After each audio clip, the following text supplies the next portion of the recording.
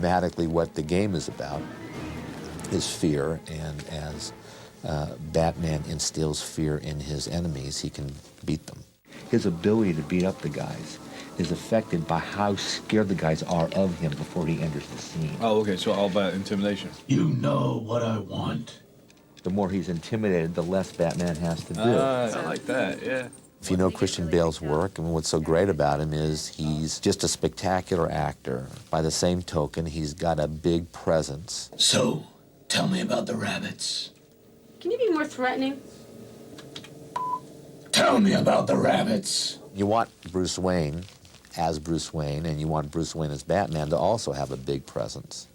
So Christian Bale's perfect from that standpoint, and also we had a lot of spectacular actors besides Christian. Computers never came into my generation. My generation, I never had a television until I was 35. We have a computer in our house, and I know what it looks like. And I know which room it's in. I'm still trying to get email on mine. My wife has to do that. Well, I'm a big gamer, so it was a huge bonus of being involved in this. It's great because they actually take a while to kill, you know? The game looks fantastic. It looks awesome. It's very stark and very strong and very steely. The colors and the textures, the sort of atmosphere of the city was definitely there, and also Arkham, where most of my stuff takes place in the movie. It looks suitably terrifying. It was remarkably like the film. Looks like you could spend a lot of time playing around with that one. Now, who is that masked man? I wanted to thank him. Unlike the rest of them, it's not a superhero. Batman's a regular person who just happens to have skills. I was nearly killed by some maniac in black pajamas. I've never done a voiceover for a game before, but it's remarkably simple because I've already rehearsed this part for 2.5 months on Batman. I've played the guy for so long, and you get the voice back immediately. If I may, sir, that sounds remarkably like a gas leak. A lot of the lines that we were doing today were lines from the movie, so you remember them. He's here. The Batman. The great thing is you don't have to lip sync to them. They lip sync to you, so that's the good bit. I want my boat here, now. Get me the hell away from this disaster. If you're doing it in a film, you're matching it to your own lip movements. Please! Somebody! In a game, it's like inventing it for the first time. Rachel can nail Falcone when I deliver him. I play Rachel Doss, and I'm sort of the love interest of Bruce Wayne, Batman. Don't mess with me. Oh, that's what it is. I work in the DA's office, and I follow Batman around. If there was, I would be there. It's more challenging sometimes to do voiceovers because you're not on the set and you have to do all the imagining by yourself, and somebody's sort of telling you the situation, and then, okay, say this line. Did you give my message to Detective Gordon? It was kind of exhausting. A lot of screaming and panting. Incredible. Can't wait to play it properly, finish it. Will you send me a game? Oh, yeah. Absolutely. So I can learn how to play it. I've got to get one of the things you play it on, haven't I? Right. I'm still trying to get my email.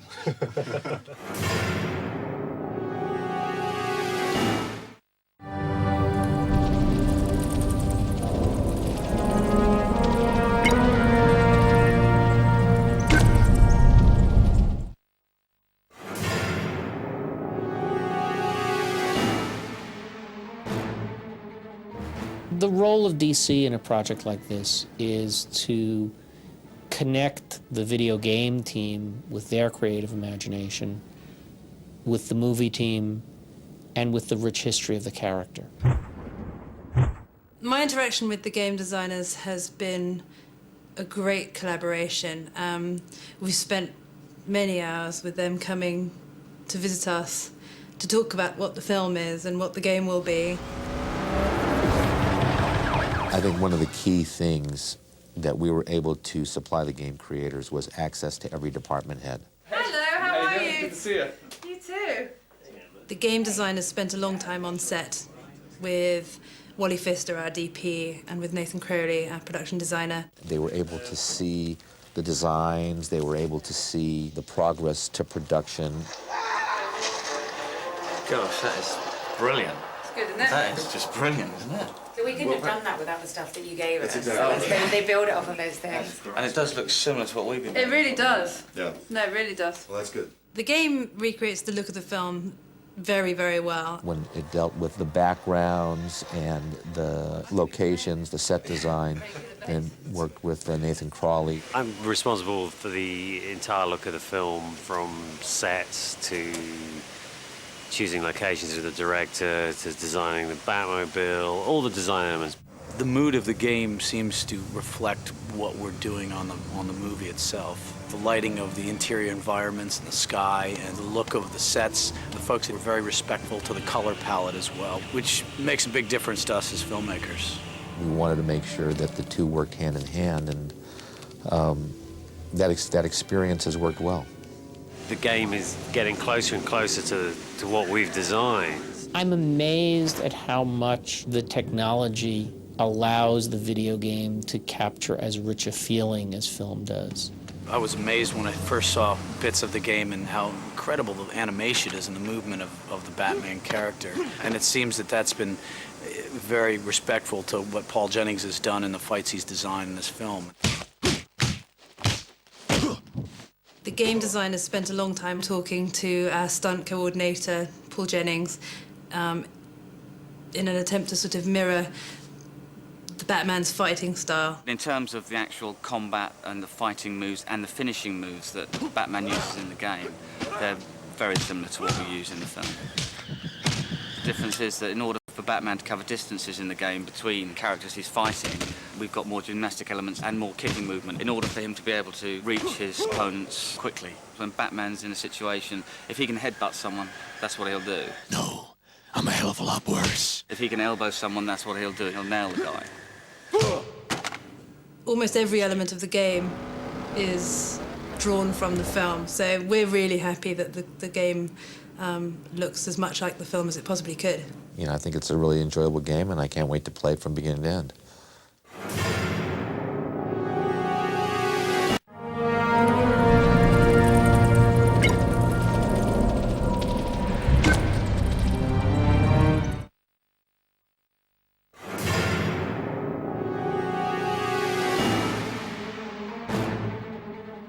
This is the Batman that fans have been wanting, which is what's so cool about it. Chris Nolan has just done an incredible job of creating that dark version of the character and making really the true vision of Batman that players have, and that fans have come to expect. This is a return to Batman's roots, and that's really why it's so exciting, just to be able to turn his vision of Batman into a game. In the film, Batman always is using fear as a weapon against his enemies. He scares them, and when he scares them, he weakens them, and that's when he goes in for the takedown. If you could somehow find a way to integrate fear as a weapon into a video game, it would be an incredibly cool gameplay mechanic. There's a reason that no one's ever tried this before, and it's because it's incredibly complex, and the animation and art demands are huge.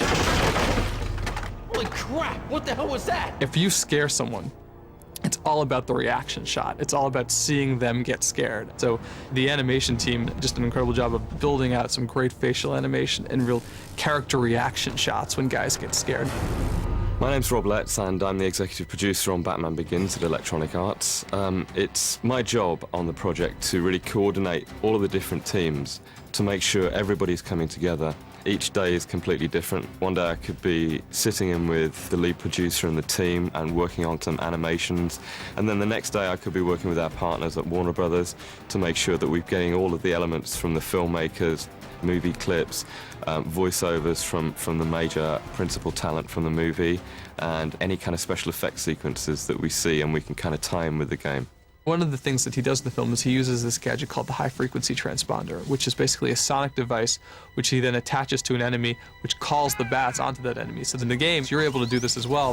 When the enemy gets the bats stuck on him, he completely freaks out. His level of fear goes through the roof, and then he's basically extremely weakened at that point.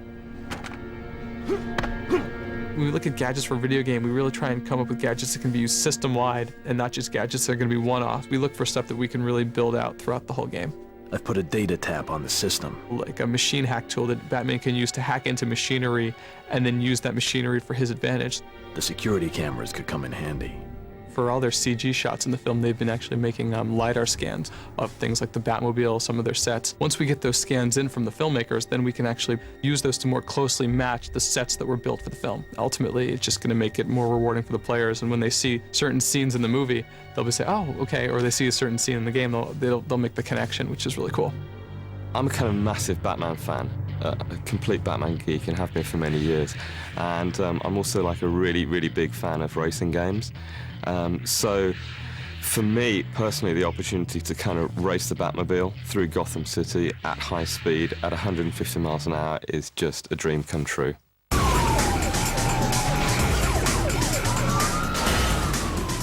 As the filmmakers were shooting the film, the car really began to take on a life of its own, and we realized pretty early on that we had to make the Batmobile a key component of the game. Once we had the Batmobile working, and the special effects working, and the sound and the music, and car parts were flying here and there, and cars were getting sideswiped off the road and flipping up, that's the experience that people want with the Batmobile. Like a cross between a tank and a Lamborghini, and it's just unbelievable.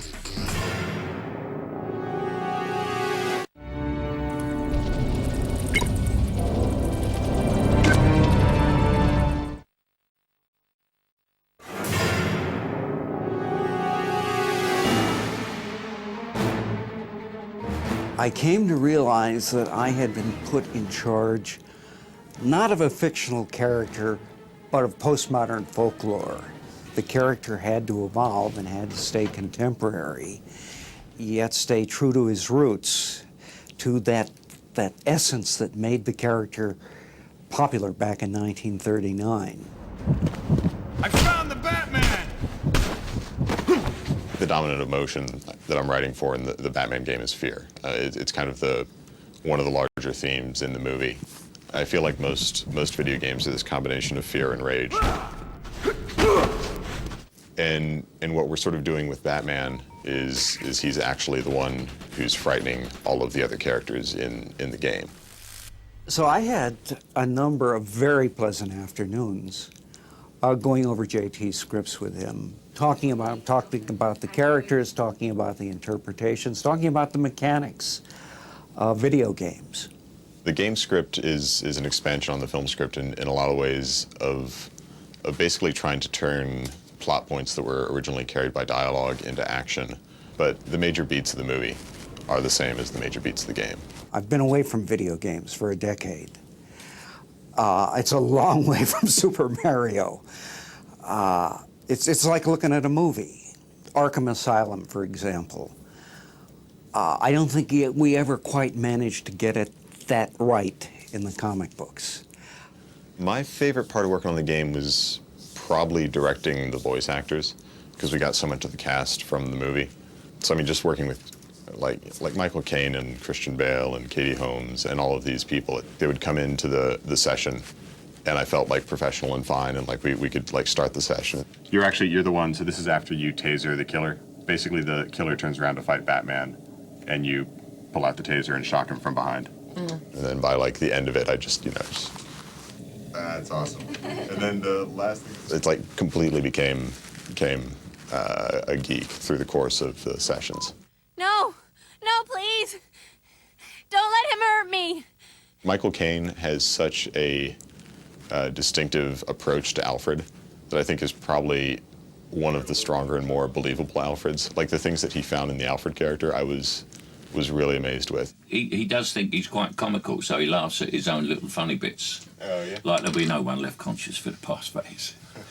Great. What he sort of brought to the dialogue, little tweaks here and there, and talking about what his character would actually do was kind of amazing. Let me do it another way, yeah? Let me see if this works. This is a very funny script that was written by an American. An American's idea of why an Englishman speaks is there's a line, make haste, which is very Shakespearean, but the butler would have just said, hurry up, sir. That's it. Writing for Christian Bale was good. I mean, he's obviously a great actor. And yet Batman's not the most eloquent guy, so a lot of it is in terms of like what his performance brings to what little he says. You know who I am. The Batman. Please, don't eat my soul. That's a new one. Knowing that there was somebody of his caliber who could actually do that, lets me put a lot more trust into the performance.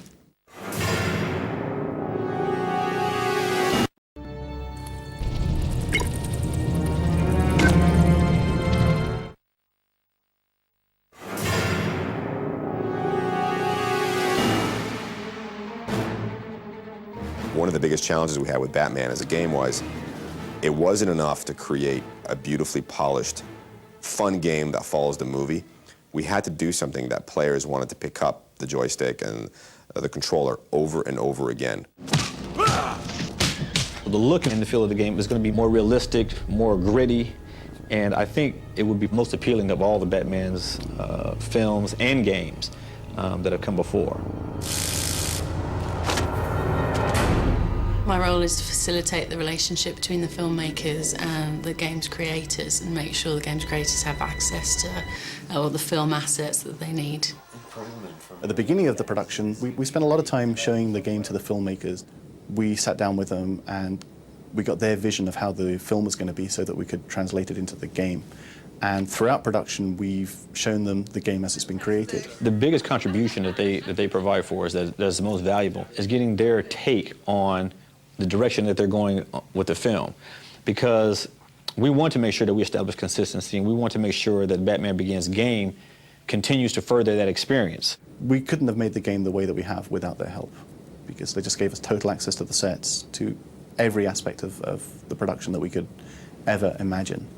The producers, Emma Thomas and Chuck Roven, fantastic in helping us. I mean, those guys were literally helping us treat this game like a mini movie. We've just received the blueprints from the sets, the costume designs, the weapon designs, test footage of the Batmobile being driven before it even had a body on it. Amazing stuff, really. This film has a really distinct feel, probably different from any Batman movie that there's been before, and I think it was essential to recreate that in the game, and I think that's really happened here. We want any notions players have had of the past Batman, good or bad, want to sort of put them to the side, start from scratch, and here you are. The new Batman is in your hands. Batman Begins is all about how Batman became Batman. And I think the audiences for both the Batman Begins game as well as the movie are going to have a different connection, more of a more real connection with the characters that are in the film, both good and bad. Product, we wanted to really capture the essence and the personality of Batman himself. You know who I am. The Batman. Please, don't eat my soul. That's something the fans demand of the film, and they demand that of the game. Batman lives in Gotham City. Gotham City is a dark city. It's a city that, although has a lot of hope, has a lot of crime in it. So the look and feel of Batman's Gotham is this crime-ridden city that needs to be cleaned up, that needs to have an Avenger. The Gotham in the film is very decaying, which is why Bruce Wayne wants to come back from his Playboy antics and save Gotham. It's really disgusting and full of trash and garbage at the bottom, and then as you work your way up higher and higher, it gets more elegant and nicer because the rich people live up at the top and the poor people live at the bottom. It's kind of a metaphor. The game is pretty vertical. Most games you run around in the horizontal plane, but the game you really are encouraged to go up to a high point and take an observation from above and then sort of survey your surroundings and then act on it. So the game's all a lot about intimidation and fear. So you'll go up to a high point and maybe fire a batarang down at an enemy and scare the hell out of them. So they don't know what's going on, and then you'll jump in and fight them. Batman! He's here! But Batman is the ultimate game character because he's a superhero, but he's not omnipotent. So, you've got to play him, you've got to be good. He's got gadgets, he's got a car, he's got acrobatics, he's got martial arts, but he's still human. So he rides that fine line where it's a lot of fun to play because at any given time, you can run into a foe or an obstacle greater than you. Yet, if you're really good at what you do, you'll overcome it.